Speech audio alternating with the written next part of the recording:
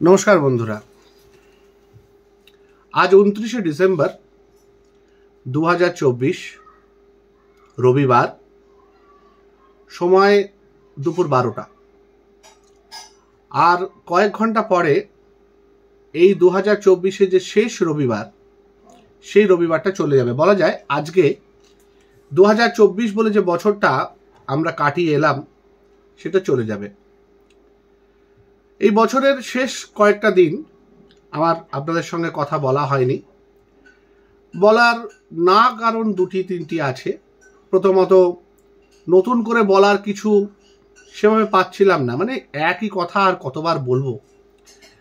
মানে ধরুন 9 আগস্ট থেকে যে ঘটনা প্রবাহ বিভিন্নভাবে চলছে, তার মধ্যে যেরকম কিছুটা আপনাদের সাথে, মানে যারা ডাক্তার নন সেই সমাজের সাথে ডাক্তার সমাজের একটা যোগসূত্র তৈরি হয়েছে, তার সাথে সেই একই দুঃখে বা সন্তান হারানো, আপনজন হারানোর যে মানুষ দুটোর তাদের একমাত্র সহায় সম্বলকে হারিয়েছিলেন সেই 9 আগস্টের দিন, একদম কর্মস্থলে ডাক্তারি পাশ করে পোস্ট গ্র্যাজুয়েট পড়া একমাত্র কন্যা অভয়া, তার বাবা মার সাথে কোথাও যেন আমরা ডাক্তারি সমাজই বলুন বা সাধারণ মানুষ, বুদ্ধিজীবী যাই বলুন না কেন, সবাই যেন একত্রিত হয়ে গিয়েছিলাম। সবাই আমরা ভেবেছিলাম, আজও ভেবে আসছি, যে এটা আমাদের ক্ষতি, এটা আমাদের একজন আত্মীয়, আমাদের পরম আত্মীয় চলে যাওয়া, আমাদের বোন চলে যাওয়া, আমাদের মেয়ে চলে যাওয়া। এই জায়গায় দাঁড়িয়ে একই কথা বারবার, হ্যাঁ হয়তো যেভাবে জিনিসটা শুরু হয়েছিল আস্তে আস্তে সেই জায়গাটা হালকা হয়ে গেছে। তার পিছনে অনেকগুলো কারণ আছে। মূল কারণ যেটা, সেটা হচ্ছে রাজনৈতিক, তার সাথে সামাজিক আছে। বিভিন্ন রকমের কনফিউশন তৈরি হয়েছে এবং সেই কনফিউশনগুলো ক্রিয়েটেড ছিল বিভিন্নভাবে, বিভিন্ন রাজনৈতিক মহল থেকে। বিশেষ করে কেন্দ্রীয় এবং রাজ্য, যে দুটি রাজনৈতিক বৃহৎ দল যেটা আমাদের রাজ্যে যারা শাসন করছেন এবং প্রধান বিরোধী দল যারা কেন্দ্র শাসন করছেন, এই দুটি দলের পারস্পরিক আদান প্রদানের জন্য এবং পারস্পরিক ভুল ভুলাইয়ার জন্য কিরকম একটা গুলিয়ে দেওয়ার একটা প্রবণতা। মানে রাজনীতি তো বরাবরই তাই, রাজনীতি আমাদের চিরকাল গুলিয়ে দেয়। হ্যাঁ, এমন কিছু প্রতিশ্রুতি ইলেকশনের আগে দেয়া হয় যে আমাদের সাধারণ মানুষরা, বিশেষ করে খেটে খাওয়া মানুষ যারা, হ্যাঁ, যাদের হয়তো সবার বিরাট শিক্ষা নেই বা যারা যাকে বলে চোখ ফোটেনি, যাদের কোনোদিনই ফুটবে না এমন মানুষও তো আছে, তাদেরকে গুলিয়ে দেওয়ার প্রবণতা, গুলিয়ে দিয়ে ভোটের রাজনীতিতে নিজেদের আখের গোছানো, এইটাই তো মূল লক্ষ্য রাজনীতিবিদদের। এবং যেন তেন প্রকারেণ নিজেদের কুর্সিটা, নিজেদের শাসন যন্ত্রটাকে আঁকড়ে ধরে থাকা। তো এই জায়গায় দাঁড়িয়ে অভয়ার বিচারটা ক্রমশ যেন আমাদের কাছে ঘোলাটে হয়ে যাচ্ছিল। আপনাদের বাড়িতে অ্যাকোরিয়াম কাদের কাদের আছে জানি না, আমার বাড়িতে একটি অ্যাকোরিয়াম আছে। তো অ্যাকোরিয়ামে কিছু মাছ থাকে। যখন আমি পরিষ্কার করি, যেমন এই রবিবার দিন আমি এই অ্যাকোরিয়াম পরিষ্কার করলাম, সেই সময় মাছগুলোকে খুব স্পষ্ট দেখা যায়, চকচক করে। জলটা নতুন জল, তার মধ্যে ওই অ্যান্টি ক্লোরিন দেওয়ার ফলে সেটা আরও চকচকে হয়ে যায়। সেই জলে মাছগুলোকে পরিষ্কার দেখা যায়। তারপর সময়ের সাথে সাথে আস্তে আস্তে আস্তে আস্তে জলটা ঘোলা হতে থাকে। অভয়ের ক্ষেত্রে ব্যাপারটা ঠিক সেরকম হয়েছে আমাদের কাছে। ক্রমশ যেন আমাদের কাছে ব্যাপারটা ঘোলাটে হয়ে যাচ্ছিল।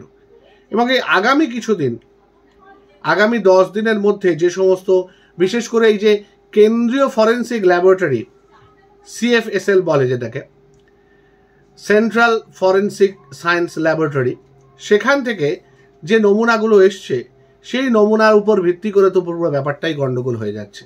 আবার দেখা যাচ্ছে যে কিছু কিছু ক্ষেত্রে সেই নমুনাগুলো এসছে আরও আগে, অথচ চার্জশিট তার অনেক দিন পরে, প্রায় 28 দিন পরে চার্জশিট সাবমিটেড হয়েছে, সিবিআই সেটাকে মেনশনই করেনি। একটা পয়েন্ট কি, 1 নম্বর পয়েন্ট যেটা আমরা এই নিয়ে আগে ডিসকাস করিনি, সেটা আগে ডিসকাস করেছি অনেক দিন আগে, কিন্তু তার পিছনে আমার এই সায়েন্টিফিক এভিডেন্সটা ছিল না।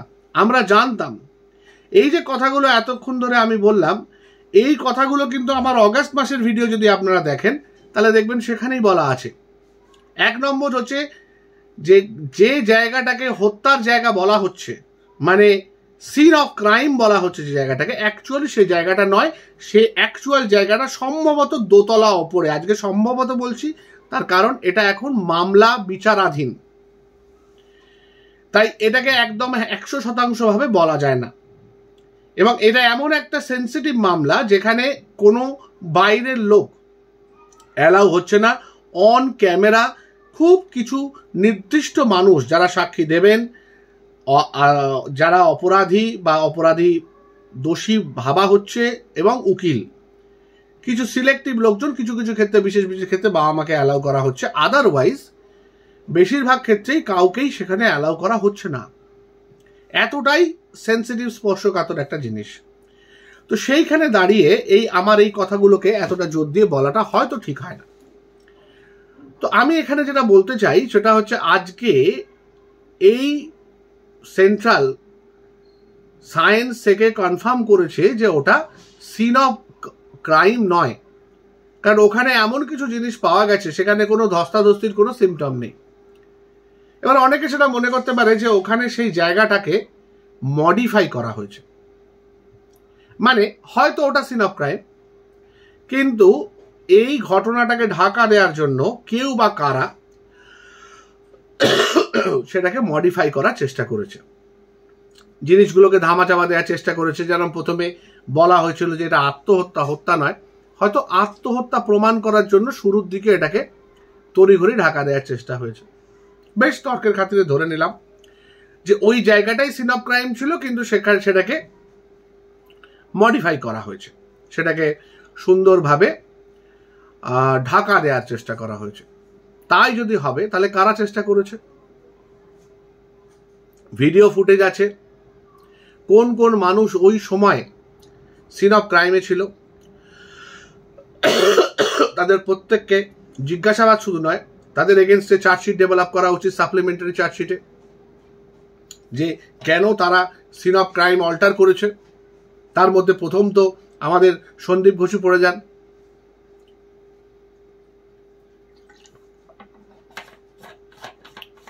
প্রথম তো তাকেই ধরতে হয়, তার সাথে যিনি ফরেন্সিক গিয়েছিলেন, আরজি করের ফরেন্সিক সায়েন্সের অধ্যাপক, তার সাথে পুলিশ প্রশাসনের লোকজন ছিলেন।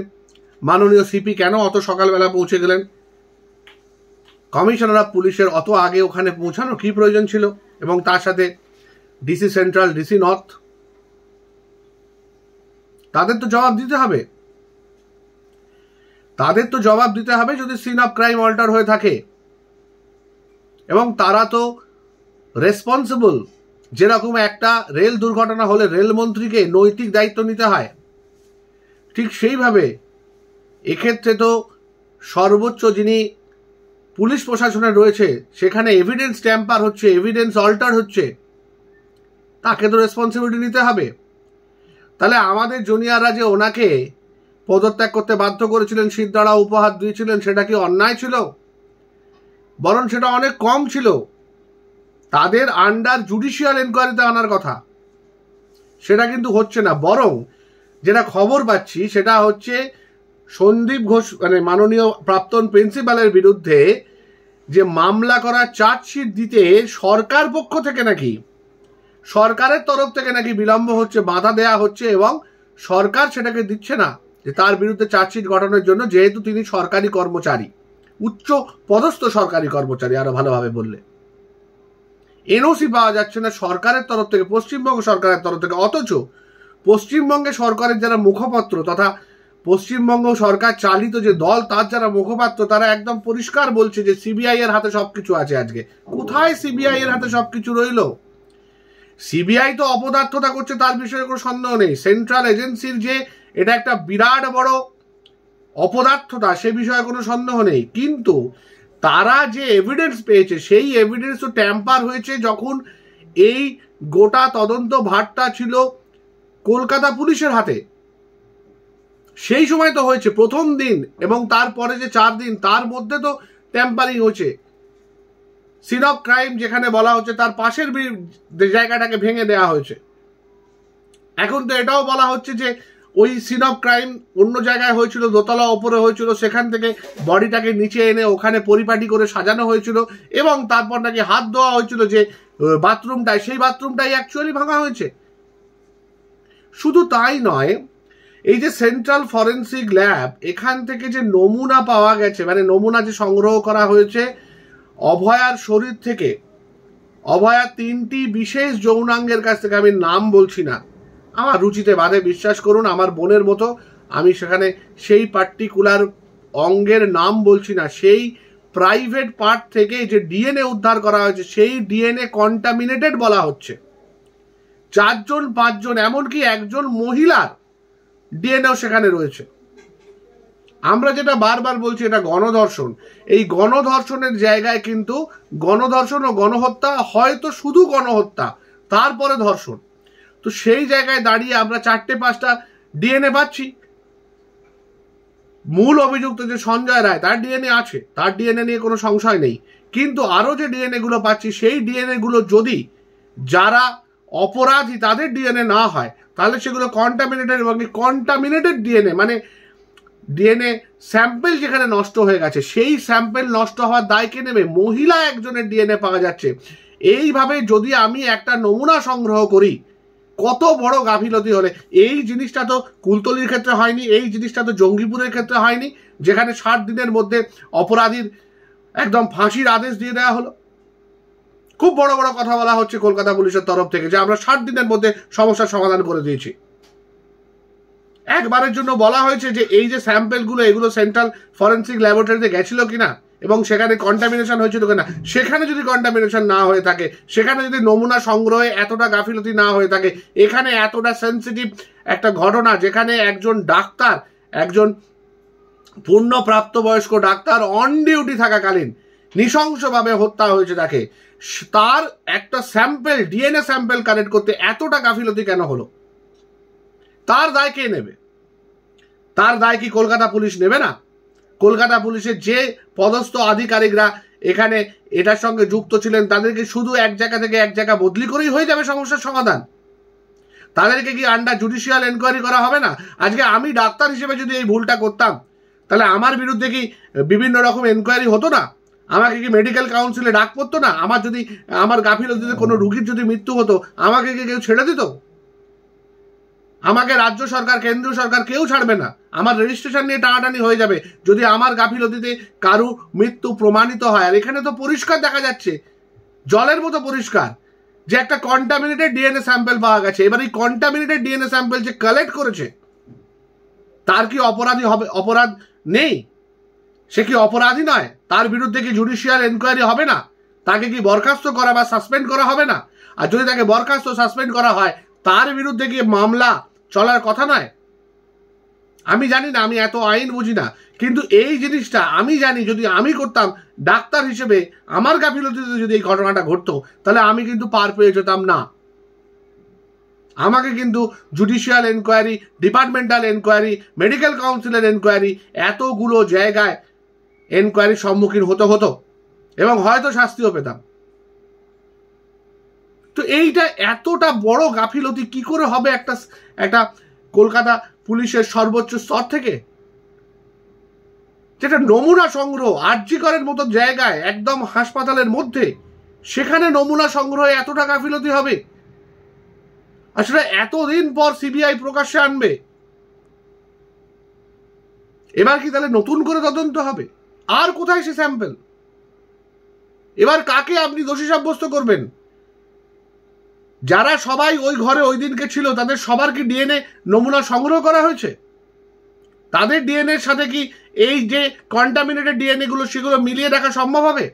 সেখান থেকে ম্যাচ করে প্রকাশ করা সম্ভব হবে যে এই যে 4টে কন্টামিনেটেড ডিএনএ, তারা ওই সময় এই পারপাসে মজুদ ছিল,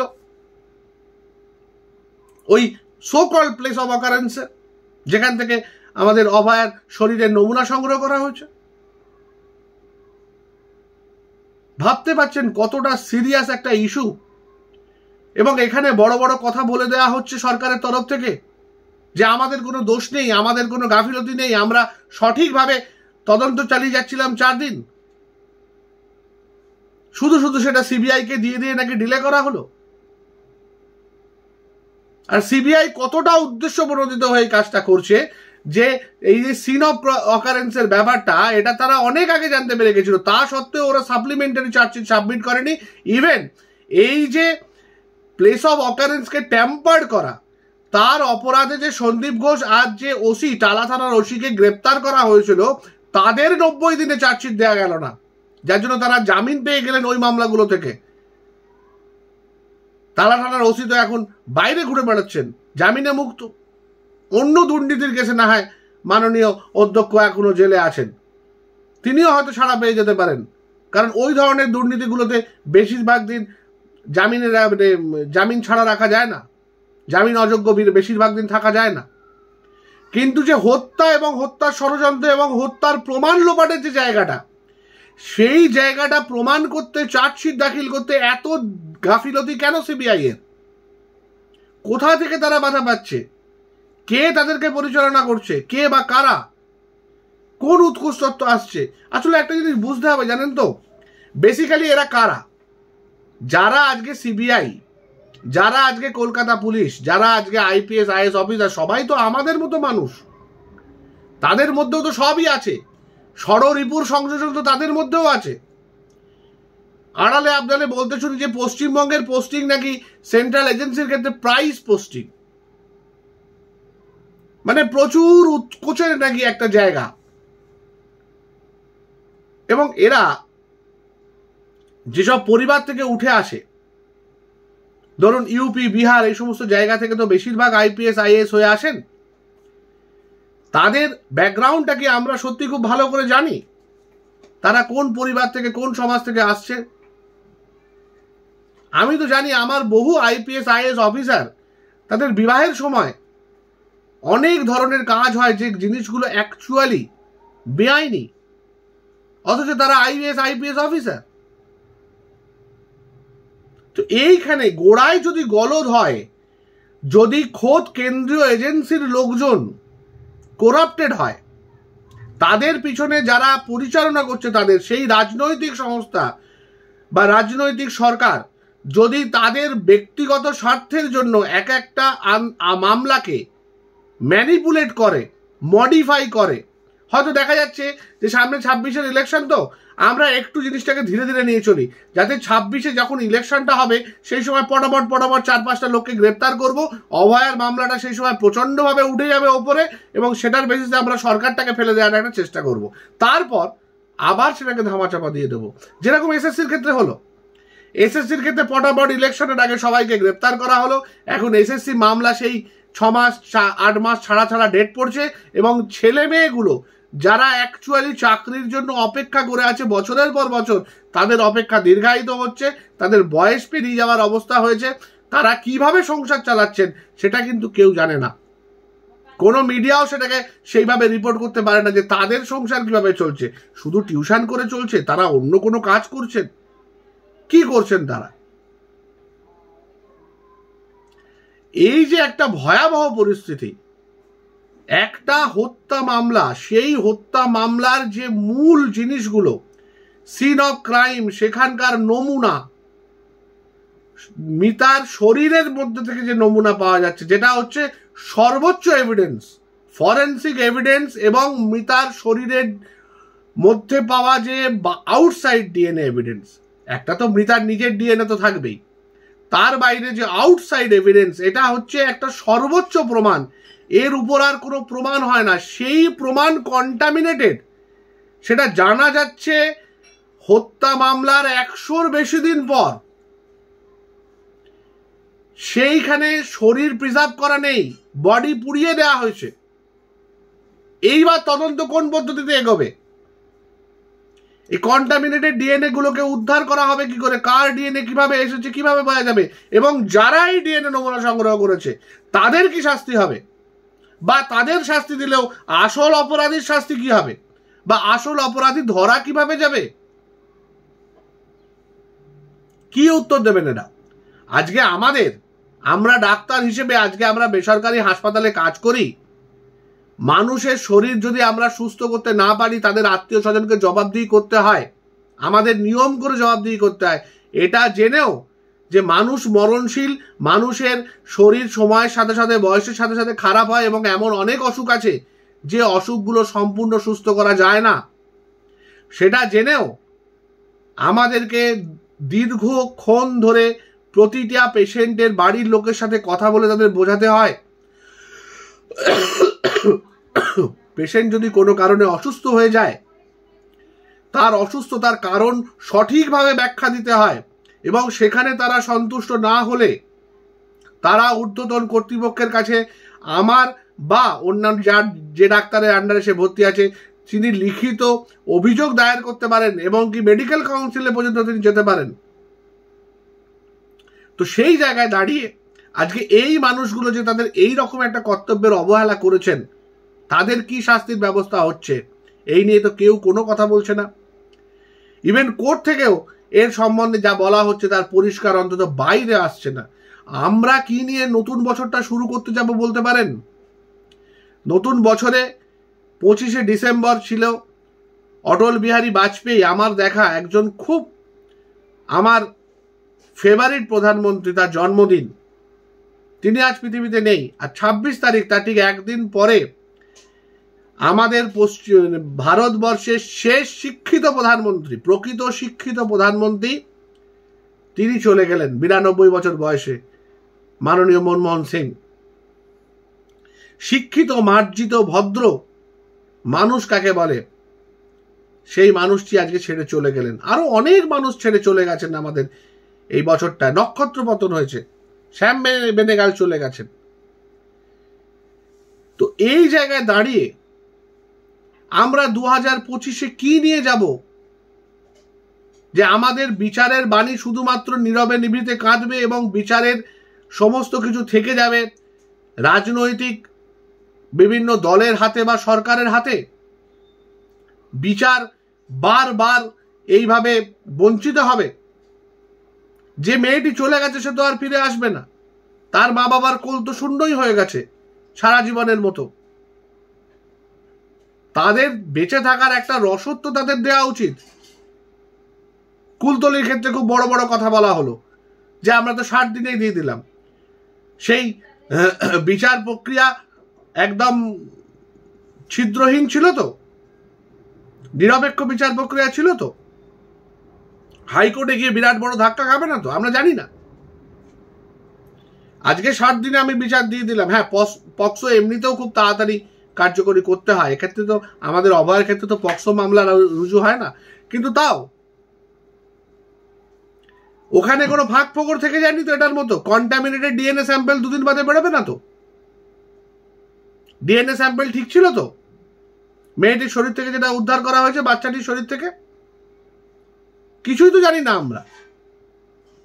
এখানে তো আমরা জানতে পারছি এবং জেনে বিশ্বাস করুন গা রিরি করে উঠছে রাগে। কি হলো এটা? কিসের ভিত্তিতে তদন্তটা এগোবে তাহলে? কন্টামিনেটেড ডিএনএ স্যাম্পল, আর তাদের কোনো শাস্তি হবে না যারা এই অপরাধটা করেছে? ডিএনএ কন্টামিনেশন, প্রপারলি একটা স্যাম্পল কালেক্ট করতে পর্যন্ত পারেনি মৃতার শরীর থেকে। যাই হোক, নতুন বছরে আবার হয়তো আপনাদের সঙ্গে আবার কথা বলবো। পুরনো বছরটা কিভাবে কেটে গেল সে তো আর বলার অপেক্ষা রাখে না। ভালো থাকবেন। নতুন বছর আমাদের কাছে একটু ভালো নিয়ে আসুক। এই 2020 থেকেই বুঝলেন প্রতি বছরই ভাবছি একটু ভালো বছর একটা আসবে, কিন্তু সেটা আরো খারাপ হয়ে আসছে। 2020 ছিল 20-20, তখন করোনা হয়ে গেল। তারপর 21-এ ইলেকশন, করোনা পুরো ছড়িয়ে পড়লো। 22টা একটু ভালো গেল, 23টা মন্দ ভালো কাটলো। আর 24 থেকে এরকম একটা ভয়াবহ অবস্থার পরিস্থিতির সম্মুখীন হচ্ছি আমরা। বাংলাদেশের কথা ছেড়েই দিলেন, সেটার জন্য একটা গোটা দিন গোটা ভিডিও লাগবে বাংলাদেশের যা পরিস্থিতি চাই নিয়ে কথা বলতে গেলে। আর আমি সত্যি কথা বলতে কি, আমি এই বিষয়টাতে মানে এতটাই বীতশ্রদ্ধ যে আমি অন্য বিষয়ে ঢুকতেই পারছি না। বাংলাদেশের বিষয়ে ঢুকতে গেলে তো একটু মিনিমাম পড়াশোনা করতে হবে। আমি আমার এই বোনের বিচার নিয়ে এতটাই বিচলিত, আমি ওদিকটা খুব একটা দেখতে পাচ্ছি না। আমার মার্জনা করবেন। ভালো থাকুন, সুস্থ থাকুন। নতুন বছর সবার জন্য নতুন আশা নিয়ে আসুক। আগাম হ্যাপি নিউ ইয়ার সবাইকে বলা। আর যিশুর জন্মদিন তো চলেই গেছে। যিশু পুজো, যিশু উৎসবের মধ্যে থাকুন, থাকার চেষ্টা করুন, অ্যাটলিস্ট ভালো থাকার চেষ্টা করুন। ভালো তো থাকতে হবে। ভালো থাকবেন। নমস্কার।